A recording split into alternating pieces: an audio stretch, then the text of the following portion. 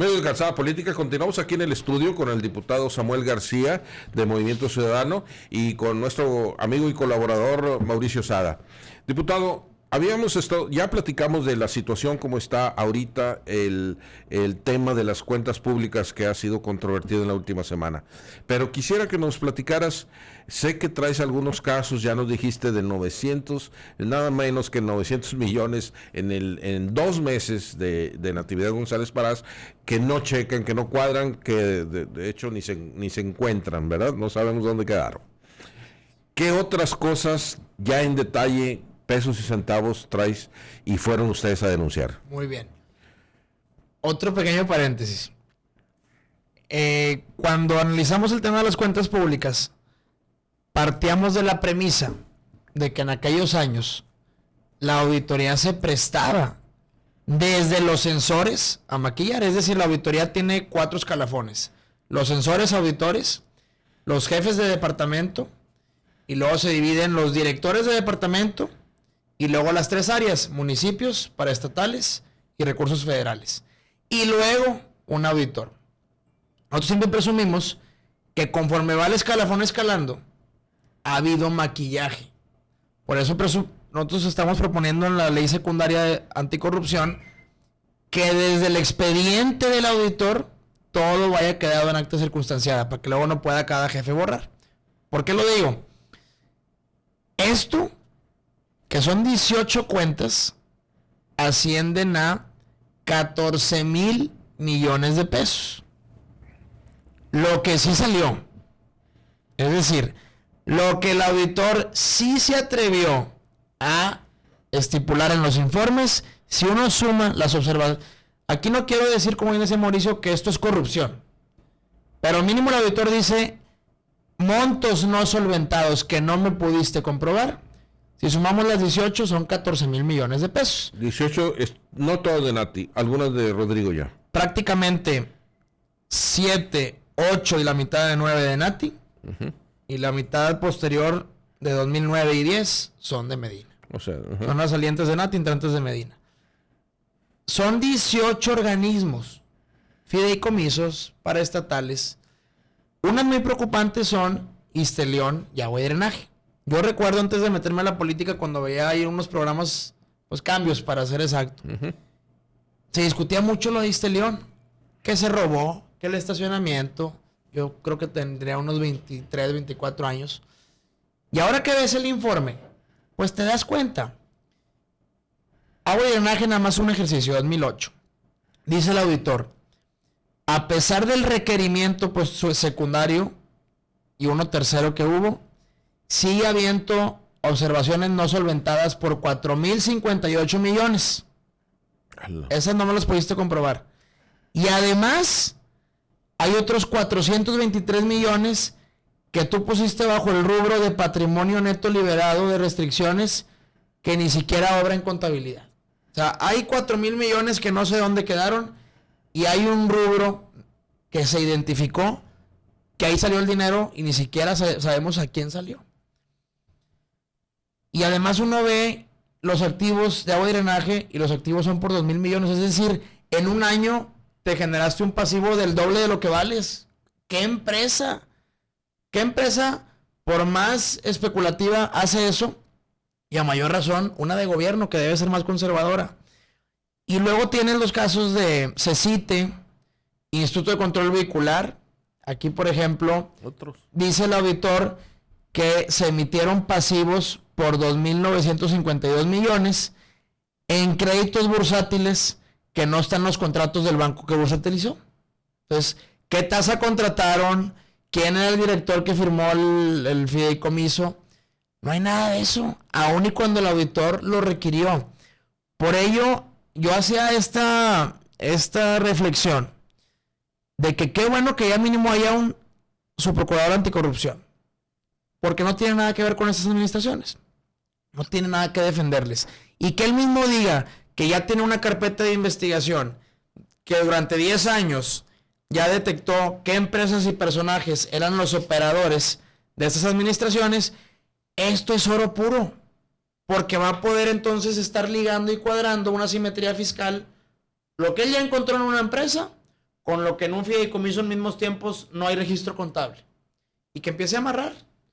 Y luego, si yo fuera el fiscal anticorrupción, pues me voy a buscar enriquecimiento ilegítimo. Y que él me pruebe que ese enriquecimiento viene de un contrato real. Y ahí te vas amarrando.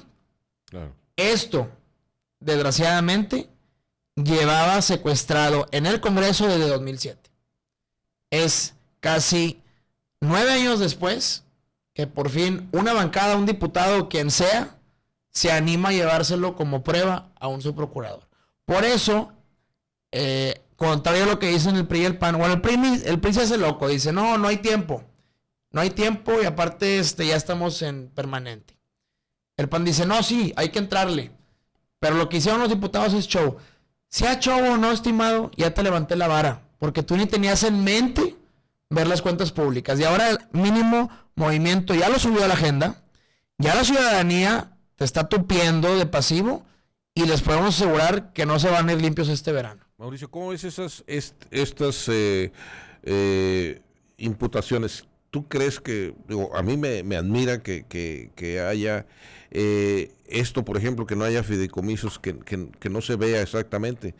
Sí está fuerte, ¿verdad? Sí, como dice Samuel, cuando decía yo hace rato que la cuenta pública se puede aprobar o rechazar y que en su mayoría son fallas normativas, no quiero minimizar el hecho de que detrás de todas esas fallas no pueda haber delitos serios. No está un contrato de un fideicomiso o quién fue el banco intermediario o qué comisión cobró por la operación. Pues caray, esa es información que debe ser inmediatamente transparente y pública no nada más para los diputados y el auditor, sino para el público en general. Y ahí es donde se va dando cuenta uno de las alianzas y cofradías político-empresariales de sexenios anteriores, como decía igualmente Samuel. A mí lo que me preocupa es la prescripción de estos potenciales delitos, porque como lo han tenido escondido, no lo que viene en la cuenta pública, lo que viene en la cuenta pública máximo, a lo mejor si se rechazaran, si tuvieran la voluntad política de los diputados, habría una sanción administrativa, quizás una inhabilitación para algún director, algún contador, alguna persona dentro del gobierno que capaz que ya ni trabaja en gobierno como quiera. Que bueno, como quiera hay que llevarlo a cabo para sentar un ejemplo y un precedente y que se vayan haciendo las cosas. Lo importante es lo que está atrás, o sea, quién se chupó en el caso del ICB y la bursatilización aparentemente, porque pues ¿por qué vas a esconder un contrato de ese tipo? Pues porque no quieres exhibir a tu compadre o a tus compadres que se chupó al banco, que se chuparon una comisión totalmente fuera de mercado. Uh-huh. Que si eso es delito, que si todavía no ha prescrito, pues habría que esclarecerlo. A mí me parece muy importante este primer paso, Mauricio. O sea, a mí me gustaría saber los nombres de quienes participaron en todo esto. Eso por primera. Nomás quiero saber quién era el director, quién fue el banco y en el banco quién firmó, porque yo creo que eso es también parte de la apertura de la democracia. No nos vayamos hasta saber como cuando se robaban las urnas. No necesitábamos ir a perseguir a alguien y meterlo al bote porque se robó una urna. Ya con exhibirlo de repente ya empezábamos a cuidar y a saber dónde estaban los malos, ¿verdad? ¿Sabes? Aquí así. Oye, en otros países es una propuesta que yo he hecho en el Congreso. El gobierno cuando licita, por decir, proyectos arriba de $1 millón, está obligado no solo a tener el registro contable a 3 rubros, es decir, al máximo detalle, sino que además está obligado a demostrar con precios de transferencia que el producto que compra o licita está en precio de mercado. Claro. Inclusive hay países donde la autoridad hacendaria tiene un padrón con lo que vale cada producto o contrato y tienes que estar en un rango de +5, -5. O no lo puedes contratar para no hacer sobreprecios. Bueno, aquí ni siquiera tenemos los montos. No, sí. ¿Quién firmó el contrato? Hay una cuenta muy interesante de Servicio de Salud de Nuevo León, que estaba como director Zacarías, que creo que también quedó con Nati, y donde la Auditoría Superior de la Federación le dice al auditor local: señor, a esa entidad se le entregaron 1,513 millones de pesos. Yo ya le requerí, no me contesta. Tú como autoridad concurrente, requiérele. ¿Por qué el dinero que le destiné a una cuenta bancaria que él me dio, ya ni siquiera existe la cuenta bancaria. Canijo. Entonces, 1.500 millones de recurso federal, pues por eso están los hospitales en medicinas. ¿Por qué tuviste que a los días siguientes eliminar la cuenta? ¿Qué hiciste con ese dinero? Todos estos temas, que son muchos, y cada informe son 1,000 hojas, y luego si uno quiere meterse a detalle, tenemos derecho, y lo hemos hecho en algunas cuentas como la de Margarita, le pides el expediente del auditor y te manda la caja. Órale, a rascarle.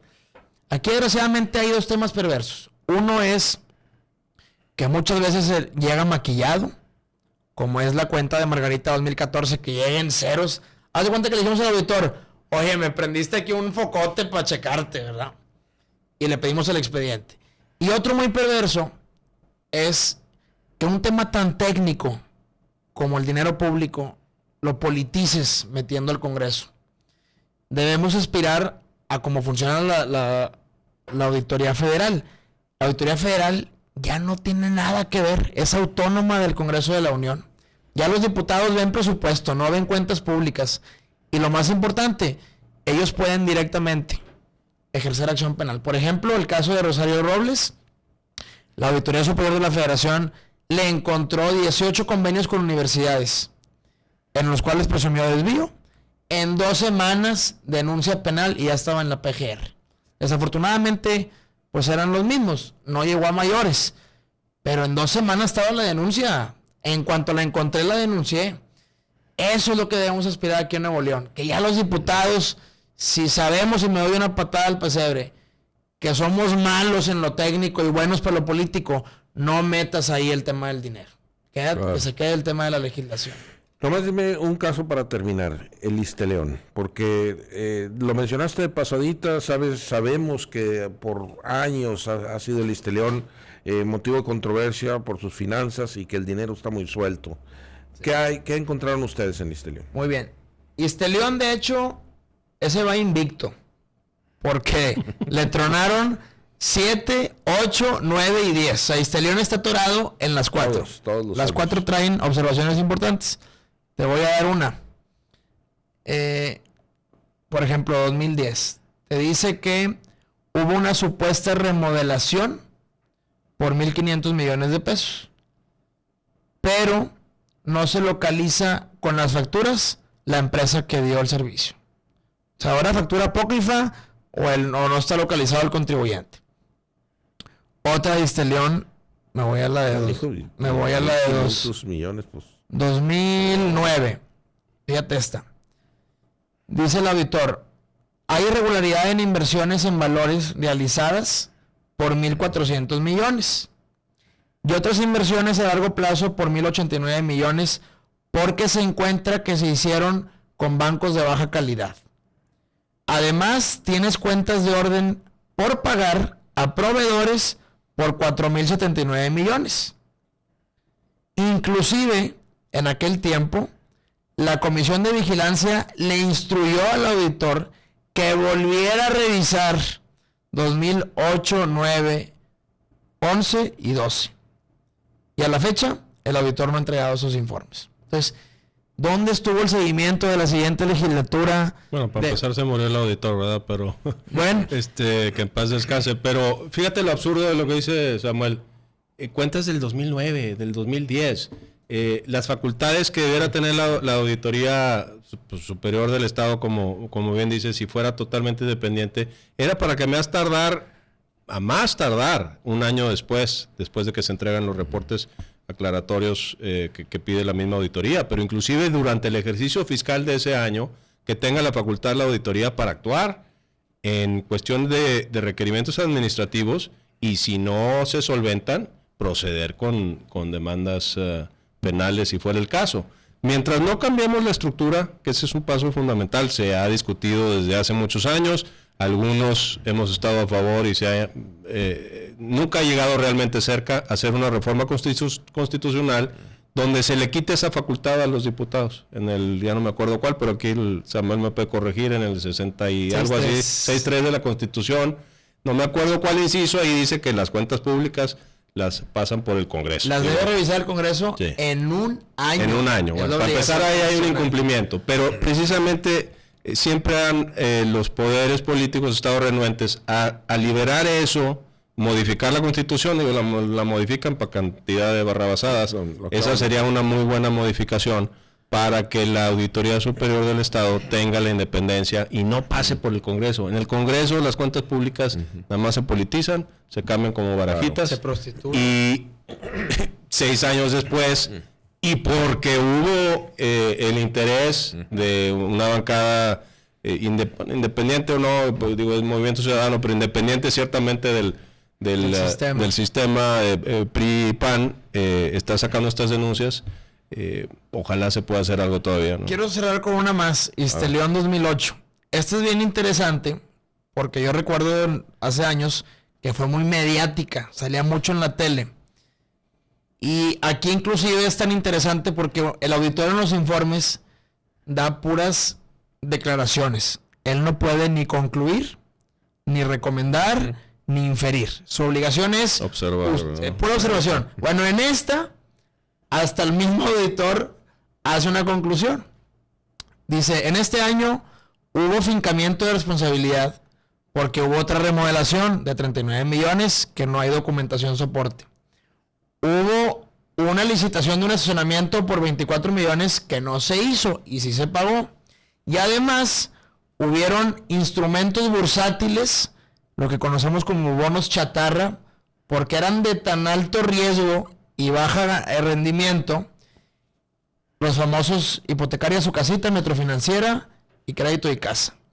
Eran tan malos los bonos que en un mes que salieron al mercado ya habían perdido 980 millones.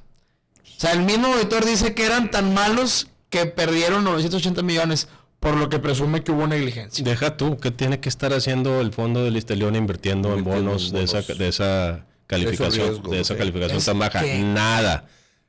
Digo, obviamente que ahí hay responsabilidad y ahí se papearon ciertos individuos. Y lo mejor ¿no? es cuando entrevistan al PRI y dice que no le interesan las cuentas porque no encuentran elementos para reprobarle. ¿Cómo es posible, hombre? Claro, claro. Entonces son tantas las cuantías que esta gente de veras se está echando un muerto al hombro queriendo defender lo indefendible. Bueno, pues miren, les agradezco que hayan participado en estos dos segmentos, diputado.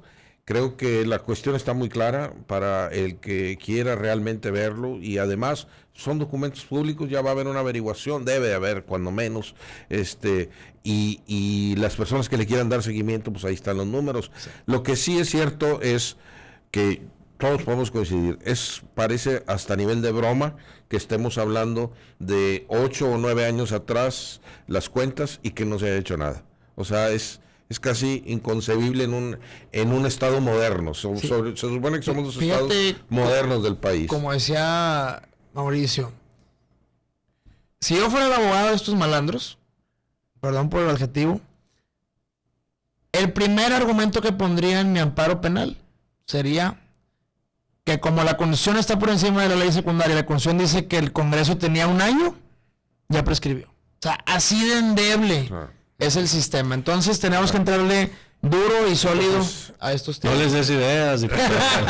Bueno, el tiempo está, eso es nomás una de las cosas, pero lo más es de que todavía ahorita estamos en 2016, ni siquiera hay periodo, están en la permanente, o sea, y no hay, pues como tú lo dijiste, una visión de que haya la voluntad política, ni siquiera sacarlas, ya no digamos condenarlas, ¿no? Eso es, yo creo que condenable en sí mismo. Bueno, pues gracias, no nos dejas con buenas noticias, pero pues qué bueno, la triste realidad, Mauricio. Gracias. Muchas gracias, vamos a continuar aquí en Calzada Política.